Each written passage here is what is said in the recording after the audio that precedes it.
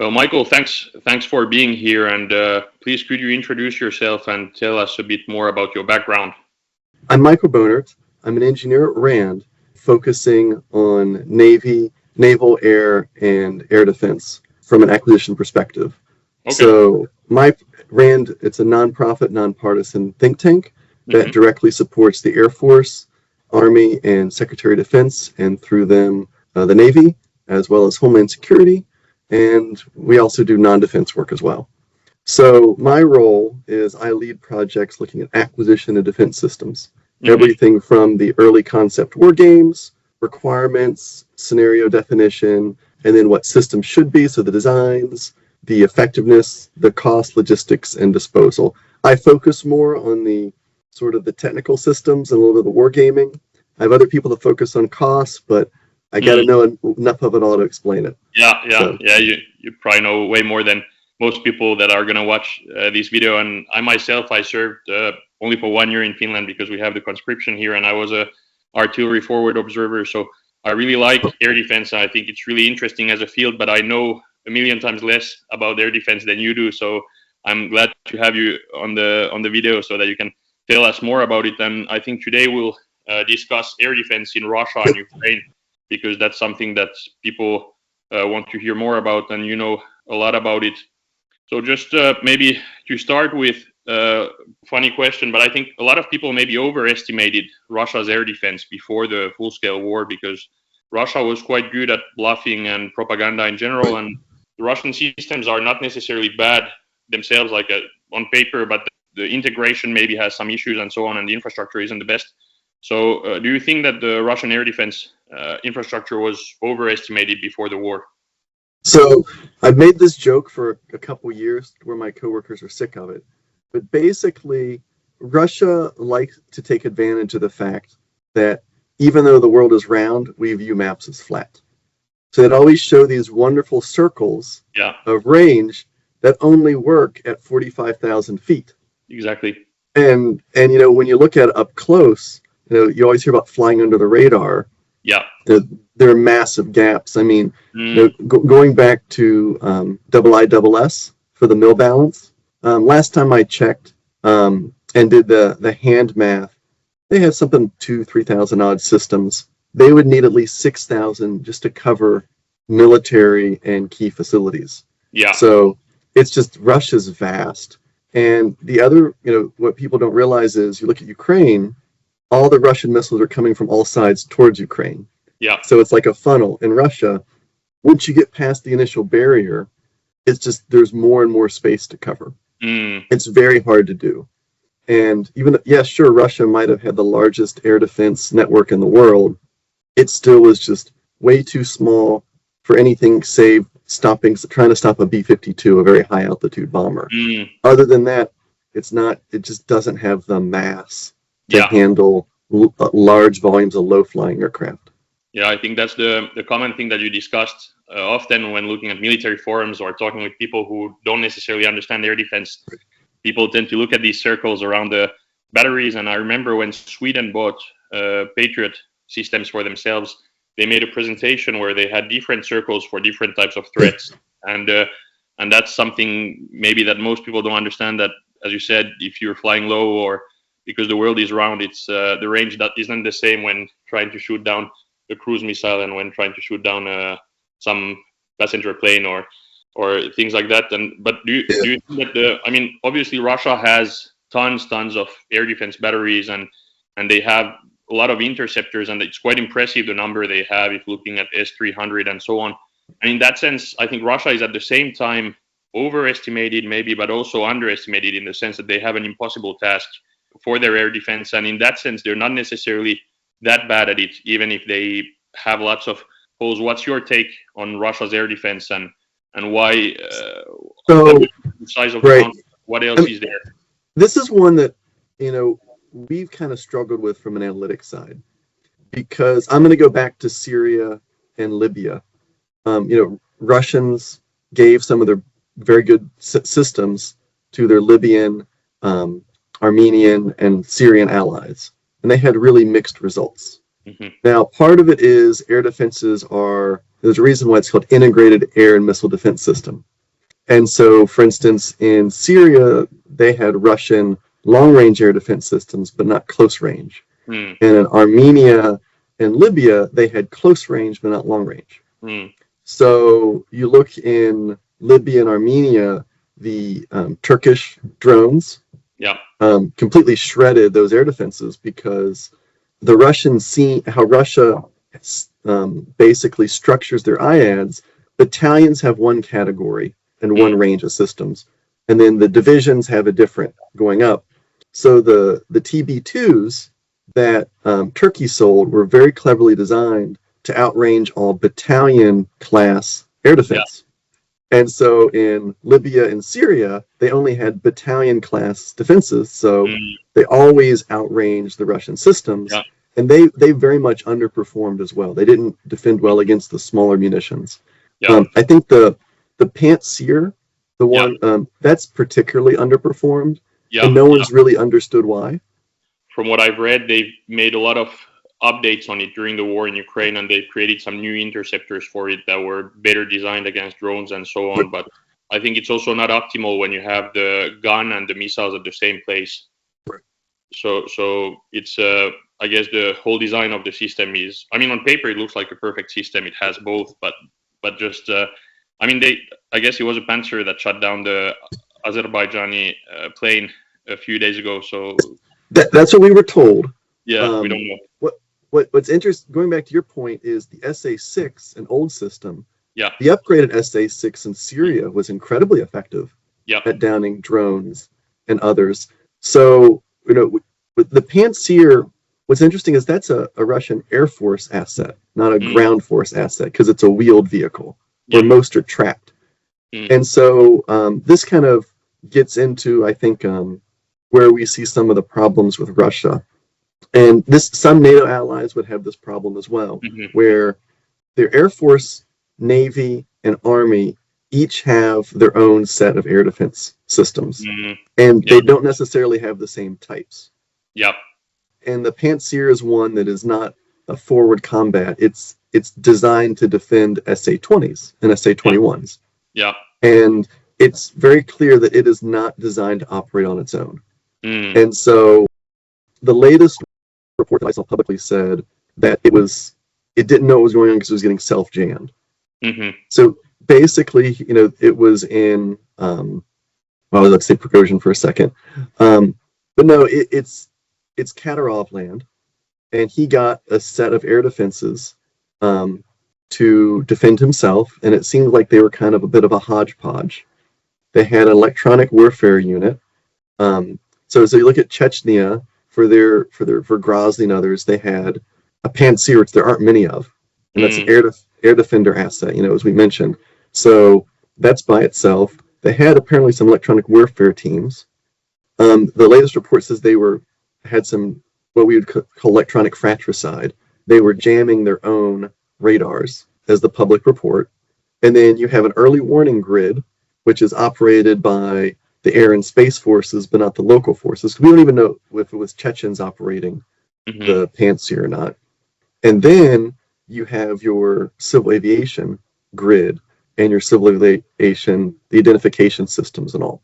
And some of the long-range air defenses were likely army-based, the Russian army. So you had, depending on how it was broken up between local Chechens and not, the local air defense around Grozny had between 3 and 8 different organizations. And as we saw in the early stages of the war, Russians within their own services did not do well at all between services, so the intra and inter problems. And now you're adding the civil aviation. It was a recipe for disaster for a long time. But we think about how much the West spends on integrated air and missile defense. Most of a large portion of that money goes to just making everything talk to each other. Because even simple things like making sure the timing is the same on the clocks. Because if one person's using GPS for the timing and the other gets theirs from a national timing grid and updates once a day, if you're off by 2 minutes, changes everything. You might have missiles not work or the friend or foe. And going to the Russia example, if one had GPS and one was using GLONASS, Mm. Could have caused as much of a difference as anything. Yeah, it's crazy. And it doesn't not directly related to this, but also I guess the Russian it's going in the direction also that Russia. I think it's not a question necessarily of bad quality interceptors or bad quality radars and so on. That's the thing, that the systems themselves are not necessarily bad, and Finland actually has some old Soviet systems because during the Cold War we used to use some. And I remember an interview where a Finnish officer was talking about the Book M1, which we still have, even if it's not in active use anymore, but we have some in reserve. Yeah. And he was saying that it's a system that if you have a really well-trained crew, it's an amazing system that is really, really capable. But if you don't have a well-trained crew, that's an issue. And I guess with these NASAMS and so on, these newer Western systems that we have, they maybe require less from the crew, and there's maybe more automation in them, and maybe the command structure is just easier. So that's probably what you're saying, is that the integration itself is maybe the biggest weakness. Right. It's getting the system to work together and upping the automation to help identify. Because before it was with radar is really good at getting you distance, and it gives you a relative size. Yeah. So it gives you the joke is a big blob or a small blob on a radar. And over time, it gets you a better and better direction, but it really gets you range and kind of like a diagonal speed. Cameras are really good at getting you the angle and position, but they're really bad at getting range. So that's why a lot of aircraft have radars and then like an infrared camera. So you get very good position and very good range. Yeah. Well, before, with the old Book system, you'd have to have one operator who would have to know the speeds of every plane and the angles. Yeah. And you'd have to figure out the range distance. And there's a lot of quick math involved. Exactly. Where your engagement time is 2 minutes, 3 minutes for some of these, whereas you need a computer to do that because your fingers can't go fast enough. Yeah. And I think another aspect, this actually goes to lifeguarding. The United States Red Cross for lifeguarding did massive studies on attention span. And so with an attention span, 45 minutes is about the longest an individual can stare at something before having a degradation in performance for scanning. That's why if you've ever been at a pool, you see the lifeguards rotate stations every 45 minutes. Yeah. It's to break your train of consciousness. Yeah. And something that I've wondered for a while is we know Russia's been sent a lot of air defense troops to the front lines early on to fill. And now that they actually have to care about air defense, where before, remember, they were just shooting air defense missiles as ballistic missiles. I'm wondering if they've thinned the ranks so much that they're not able to do rotation. So if it's one person on, because that 45-minute switch could be, you're watching the early warning scope and I'm watching the targeting scope, and then we flip back and forth every hour. If there's one person, right, it could very well be a manpower. For them also in Russia, maybe they do it every 2 hours or something, I don't know. Right. Well, I have a feeling it's probably one guy who's there because he bribed his way to not be at the front. And that's, Yeah, and I actually discussed this with my old roommate, who is also a guy who likes air defense, but hasn't, like me, he hasn't served in it or anything. And we're discussing this, that maybe Ukraine also has some intelligence on when there is a shift or things like that. Or I don't know, it's just a guess, but because we're wondering, in some cases, Ukraine has managed to hit Russia with some rockets and missiles that Russia should be able to shoot down, and Russia had assets to shoot them down, but they just didn't do anything. For example, in Crimea, there's many cases where Ukraine striking Crimea with Storm Shadow missiles and with attack MS missiles, it just seemed like Russia had some issues with their air defense, and sometimes we're wondering if it's just that they didn't have the radar on, or I don't know. What do you think could be an explanation? Well, so if you have your radar on 24/7, it doesn't take long to figure out where it is. Yeah, exactly. You know this from your artillery days. If you're always exposed. Yeah. And so you have to turn them on and use them, and then you have to turn it off and move it.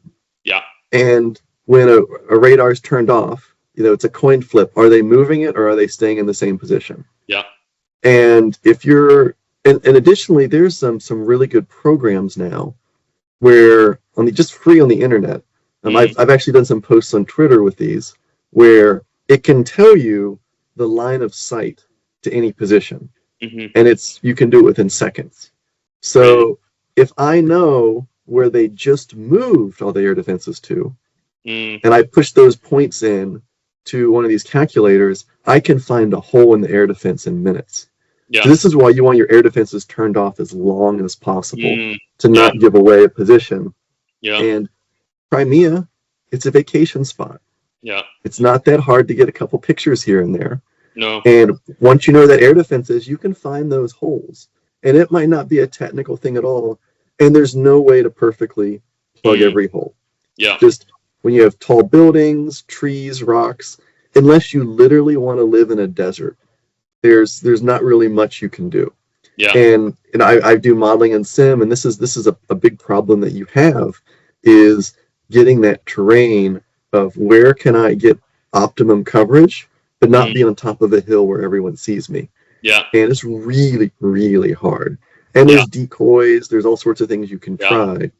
But at the end of the day, we don't live on a flat plane. We live in a bumpy world. Yeah, it's tough. And I guess, I mean, Russia has this issue, obviously, with integration, but Ukraine must have an even bigger issue in the sense that Ukraine has all these different systems coming from different countries, some of them old, some of them new.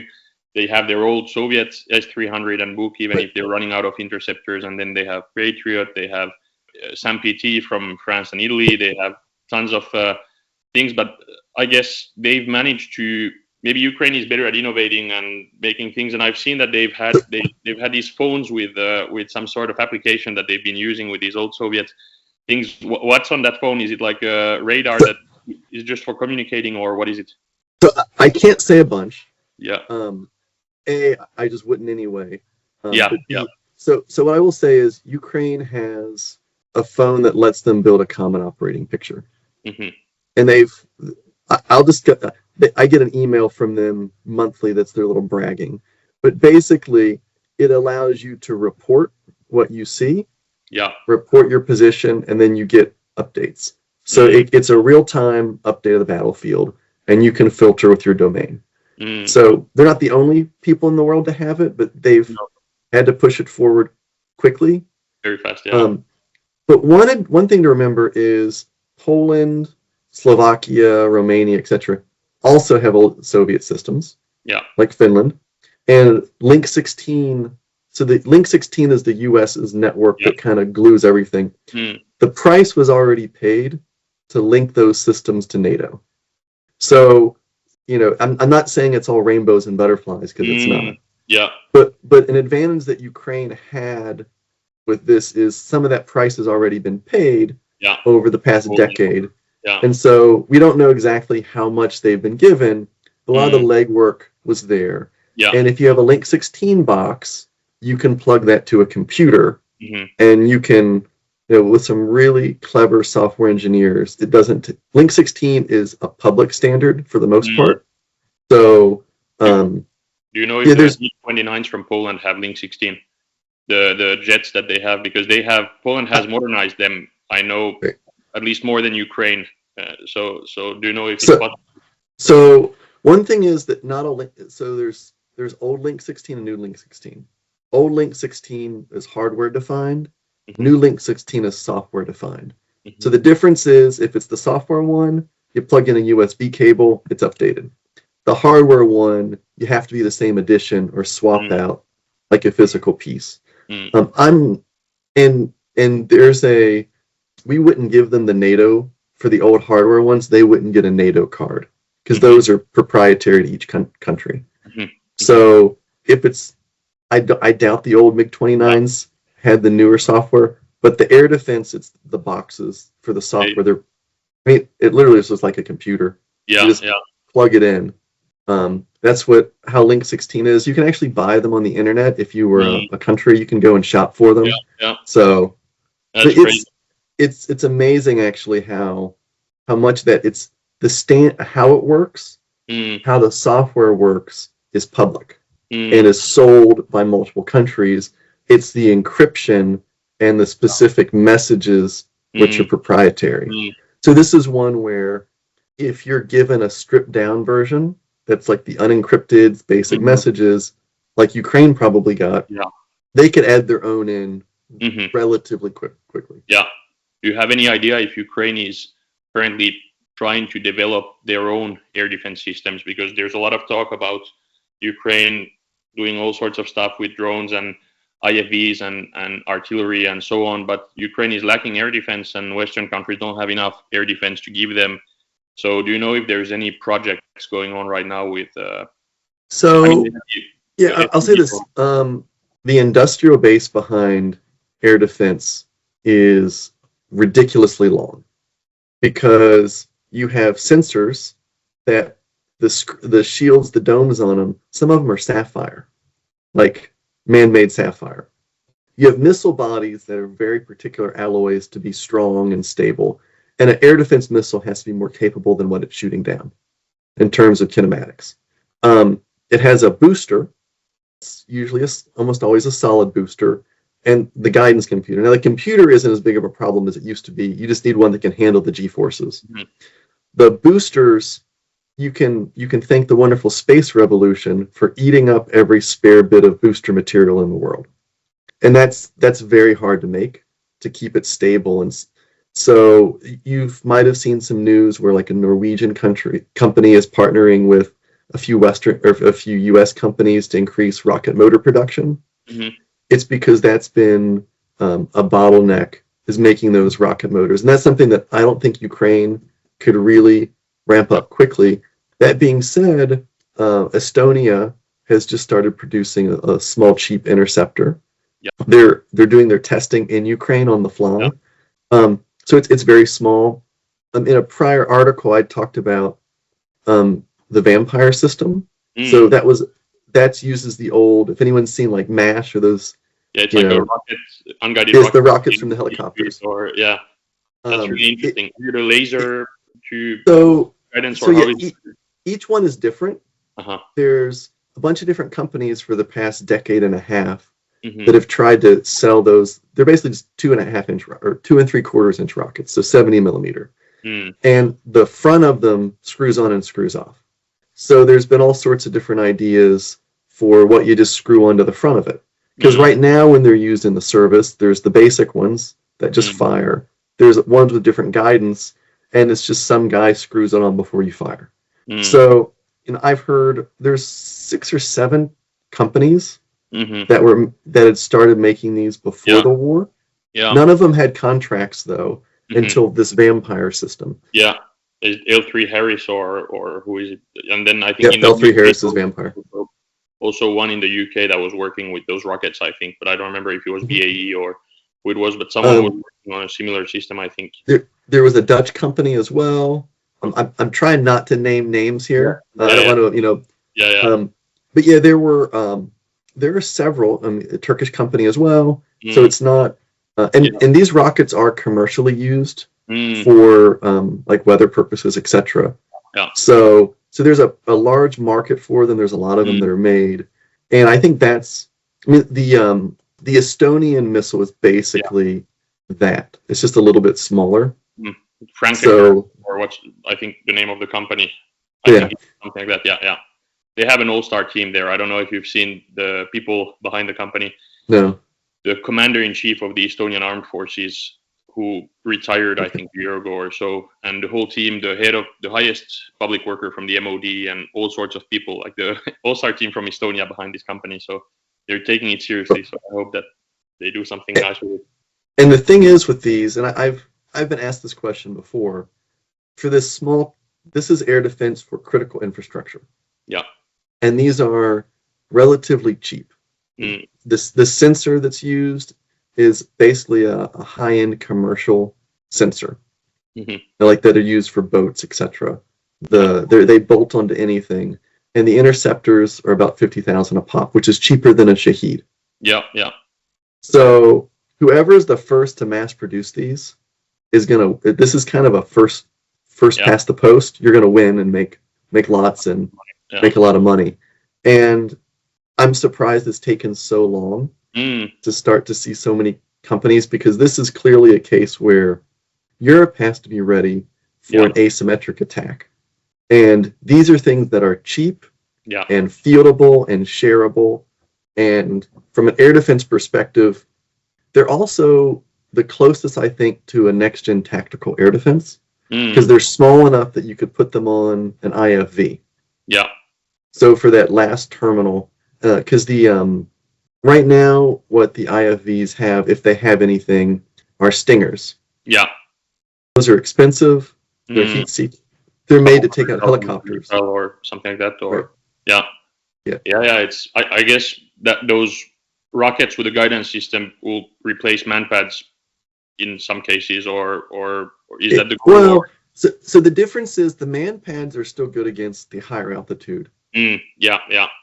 These are going to be your anti-big drone systems, not your anti-small drones. I mean, going back to the integrated air defense, when you look at even the gun systems, you're still spending $5,000 to $10,000 in ammo per drone you take down. It's flak ammo. It's the little mini flat guns. Even though it looks like a bullet, it's a half. Where the directed energy and lasers are the only way to take out these really small drones. Yeah. The problem is that they take a lot of power and a lot of heat, and so you got to make the lasers small. So if you look long term, as we think air defense, you're going to have a combination of directed energy, so either lasers, microwaves, guns for the really small things, and then you're going to have more guns and something like these small missiles we were talking about for tactical. And you're still going to have your stingers, and eventually someone's going to have to start making tracked air defense vehicles again. Yeah. New parts, but new version kind of, or right. I mean, what is it? Germany has some. The 70s was when they stopped making them. Yeah, but they have a new system that's called Sky Ranger or something like that. They have Sky Ranger and Sky Shield and exactly, a few others that are joint with Switzerland and Italian companies. I always flip which ones. They're good gun systems, but they're not all track integrated. Some of them are just you leave somewhere to deploy. Exactly. Yeah. I think some of them are on wheeled systems. Yeah. But it's and I think there was a prototype of Sky Ranger on Leo 1 that they had built, and that was at some weapon show not so long ago. But yeah, that's going to happen. And I think we will do some more videos with more, because there's so many questions I'd like to answer about this subject. But maybe before ending this one, what's your take? Maybe if we move away from Ukraine and Russia, one place where air defense is playing a big role is in the Middle East.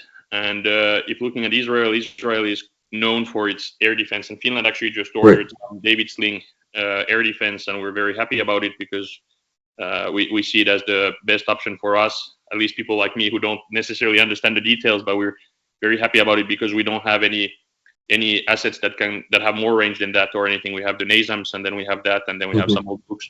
Right. What's your take? Because there's a lot of propaganda and a lot of disinformation on these attacks that Iran has done on Israel, and on how it's gone. From my perspective, as someone who doesn't understand much about air defense, I feel like these attacks haven't changed my mind on Israel's air defense in any way, in the sense that we don't know much about where the missiles were going and which ones they let go through and so on. And Israel probably doesn't have unlimited amounts of interceptors for their Arrow 3 and the one THAAD that the US has put there and so on.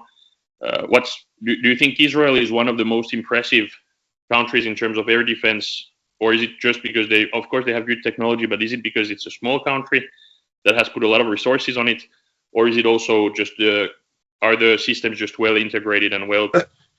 I think Israel shows what happens really invest in integrated air defense. But if you look at that bill that they've spent for that, for any other country, that is a massive, massive bill. Yeah. I mean, in World War II, the Germans in 1944, 1/4 of their military industrial output went to air defense. Crazy. And Israel, I don't know exactly how much off the top of my head, Yeah. but I have a feeling it's probably been close to that, Yeah. at least on their acquisition side, for a very long time. Yeah. I mean, there's a reason why the U.S. Focused on having Patriot Yeah. for defending against large missiles, and then some tactical systems, the Avengers, but ignored middle-tier air defense. Yeah. It was the only way to stop that is to blow up what's shooting. You have to, as we say, shoot the archer. Mm-hmm. The middle-tier systems, it's never going to be a cost-effective exchange ratio. Yeah. It's the ballistic missile, it can be, particularly against MRBMs and IRBMs. The dollar value is there because the cost of an interceptor for an SRBM versus an interceptor for an IRBM is almost the same. Yeah. They're very expensive, where an IRBM is way more expensive than an SRBM. Yeah. So like the interceptor for Arrow 3 or stuff like that.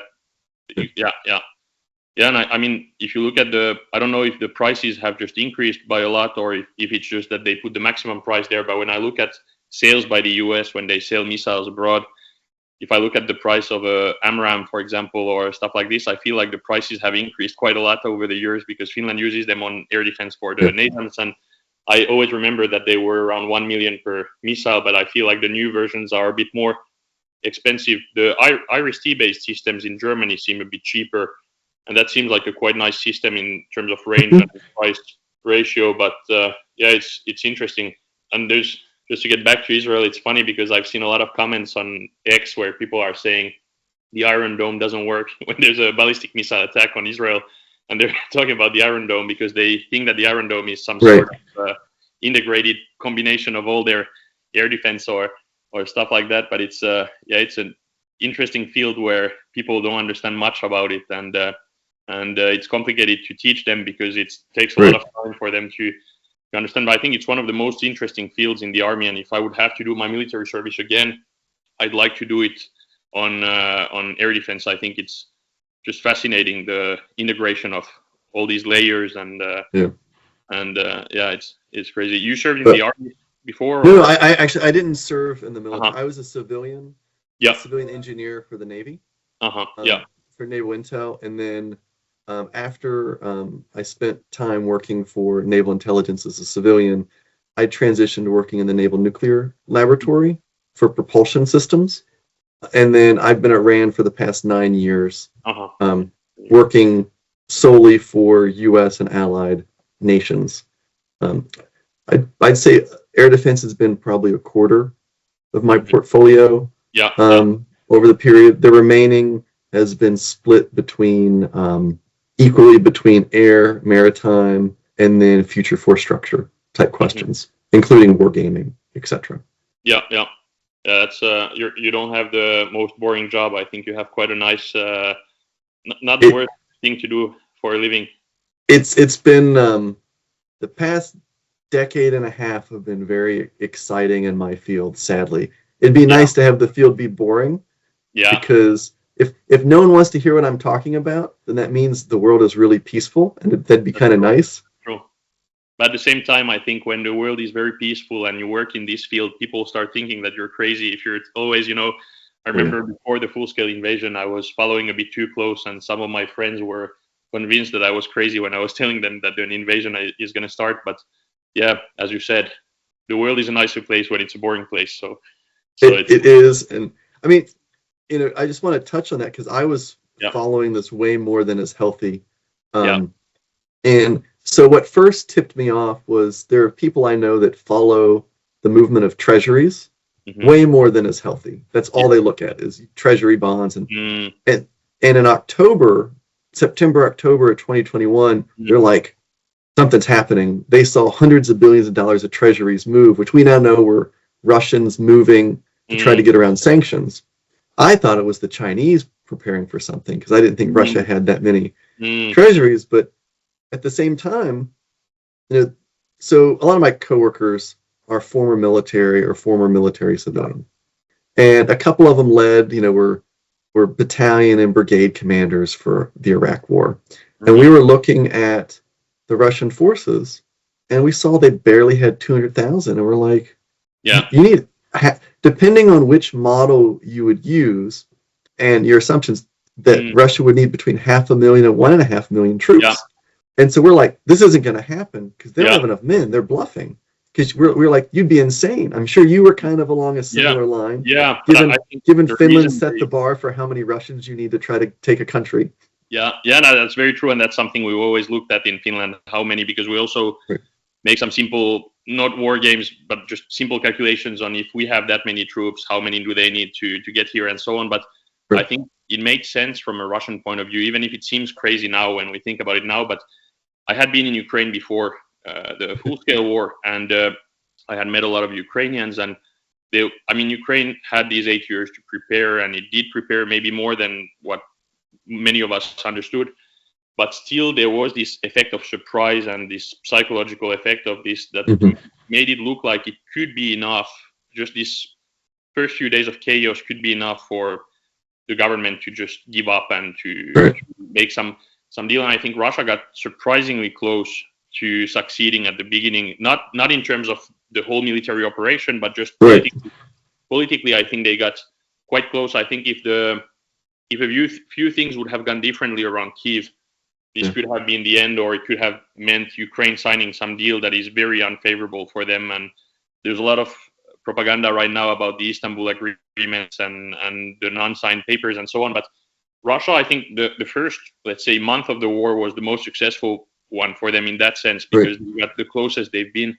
But it's crazy. I think the moment when we started figuring out that things are wrong here in Finland was when we followed the movements of blood, because a year earlier, in the spring of 2021, Russia had already moved a lot of assets and a lot of troops to the border of Ukraine, but there was no blood being moved. And I remember when the blood started being moved at that point, thinking like, okay, this is not very good news. And then Putin started to be quite clear with his demands, and they were impossible, and there was no way to discuss it. But yeah, it's easy to get caught up and to follow a bit too close, and it's ultra interesting, but at the same time, it's quite crazy. And I'm with you. I think had Russia been able to seize the Hostomel airport early on, that would have been a game changer. Yeah. But you don't fly the same helicopter routes for 48 hours straight.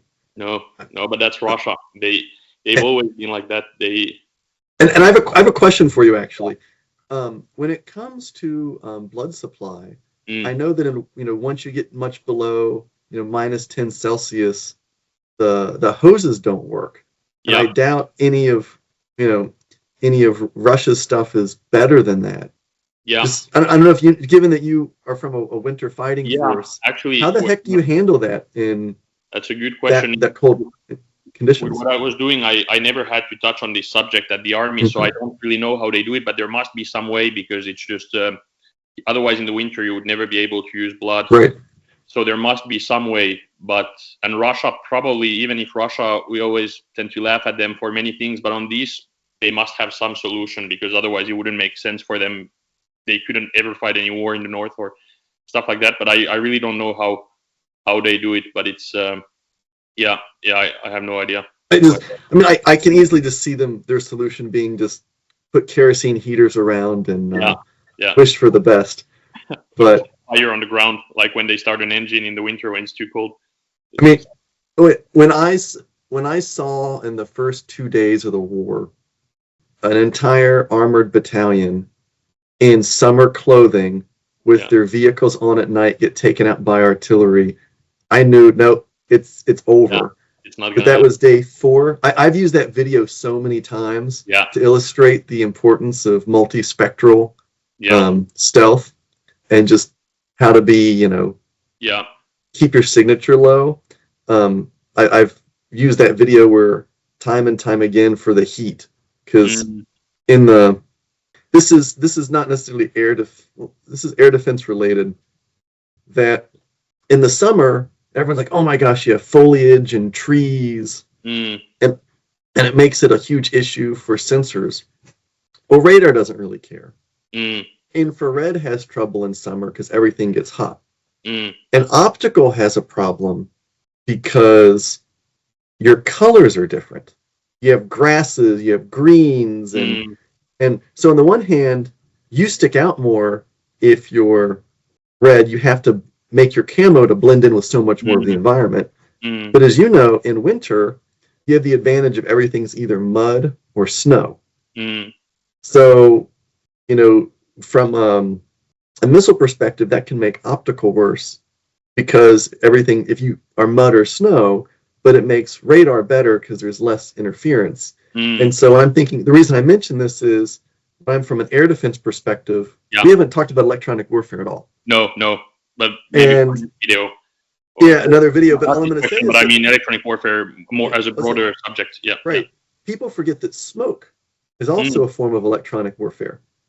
It's you know, and something that we haven't really seen good use of, both in terms of tactically as well as strategically, are the use of smokes and aerosol obscurants. So I just wanted to add that as a little tidbit, that even though we talk about electronic warfare, Russia's only really been using jamming. Like when you go back and look at Kosovo and Yugoslavia, they used so many burning tires because the rubber stays burning in the air, so it creates a very high infrared. We haven't seen that. We saw that in 2014 in the Donbass a little bit. But that's one thing that surprised me, is Russian doctrine as part of their air defense includes smoke, obscurants, fires, and that just hasn't been there this time around. And I don't know why, but I just wanted to add that, since we're talking air defense, that's been a missing piece of their air defense picture, is that, and maybe it's just because the munitions being used, but at the same time, that works really well against cheap drones. Yeah, maybe it's by design, because they know that some parts of their assets always get heat, so they know that there will be some smoke automatically from. But I don't know. Yeah, it's weird. That's a very or maybe they're worried about their own drones, and it's but it's something that's really surprised me, that we haven't seen that defensive side of air defense that is so heavily Russian doctrine. Yeah. That's a very good point. I had not thought about it, but it's true. I haven't seen any videos of intentional fires like this, or that's because you were probably trained to see through smoke if you were an artillery spotter. We were actually not training so much for that. I was in the CD battle regiment with mortars, so we were not doing that much of that.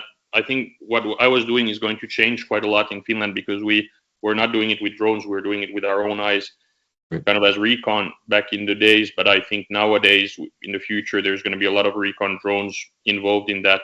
And but we were not working with smoke that much, because it was just for mortars in cities. But that's a good point. And I'd like to thank you, Michael, for thank you, Johnny. The video. And I think I'd be happy to have you again on some videos in the future as well. And we need to think about some subjects, because this was really interesting. I think on air defense we can make some more videos, but I think there's so many subjects that you know about that it's there's ways to make a lot of interesting content. But thank you for being here. Thank you, and don't sell yourself short. I've been loving seeing your feeds on Twitter for the past year. So thanks. Take care.